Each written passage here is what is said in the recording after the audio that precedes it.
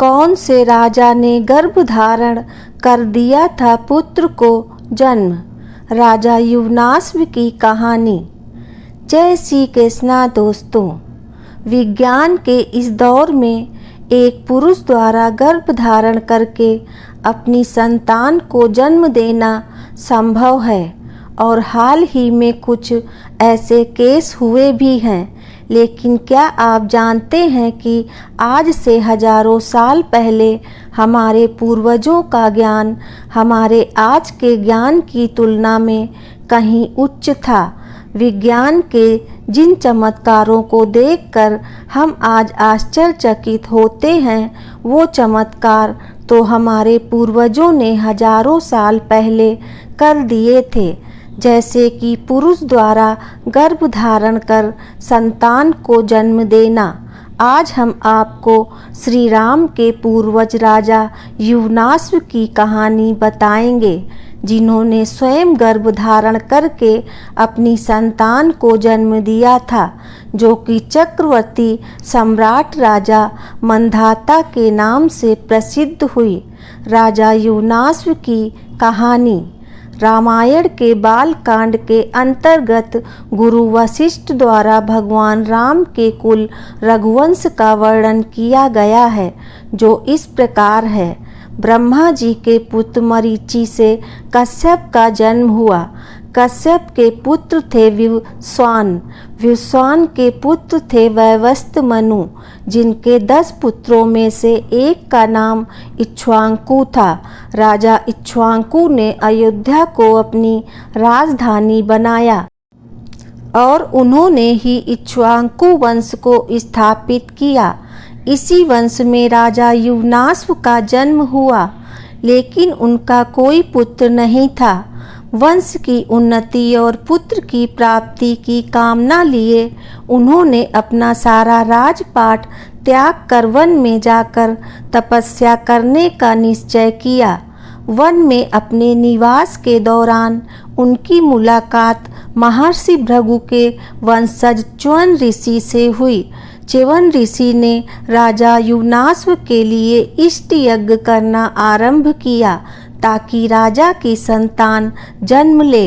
यज्ञ के बाद च्यवन ऋषि ने एक मटके में अभिमंत्रित जल रखा, जिसका सेवन राजा की पत्नी को करना था, ताकि वह गर्भ धारण कर पाए। राजा युवनाश्व की संतानों उत्पत्ति के उद्देश्य से हुए यज्ञ में कई ऋषि मुनियों ने भाग लिया और यज्ञ के बाद सभी जन थकान की वजह से गहरी नींद में सो गए। रात्रि के समय जब राजा युवनाश्व की नींद खुली तो उन्हें भयंकर प्यास लगी।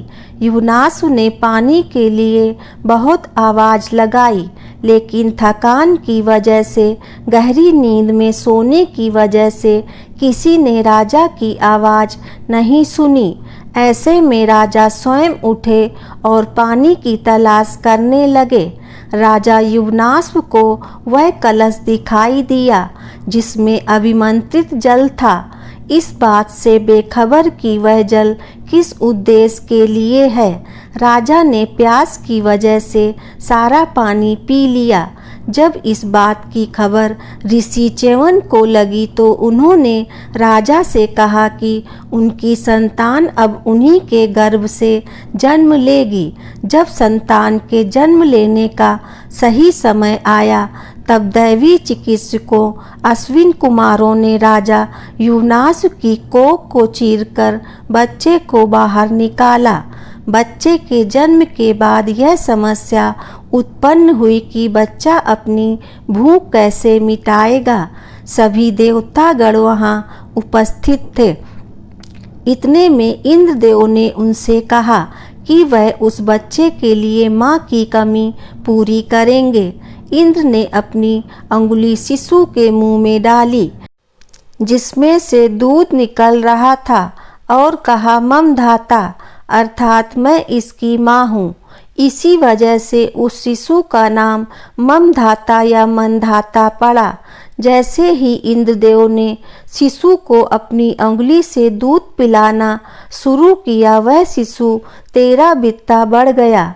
कहते हैं राजा मंधाता ने सूर्य उदय से लेकर सूर्यास्त तक के राज्यों पर धर्मानुकूल शासन किया था। इतना ही नहीं, राजा मंधाता ने 100 अश्वमेध और 100 राजसूय यज्ञ करके 10 योजन लंबे और 1 योजन ऊंचे रोहित नामक सोने के मत्स्य बनवाकर ब्राह्मणों को भी दान दिए थे।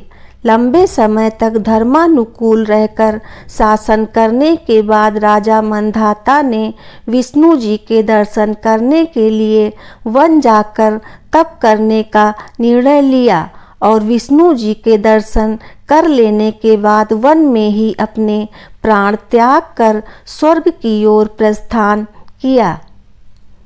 दोस्तों, आपको यह कहानी कैसी लगी कृपया कमेंट करके ज़रूर बताएं।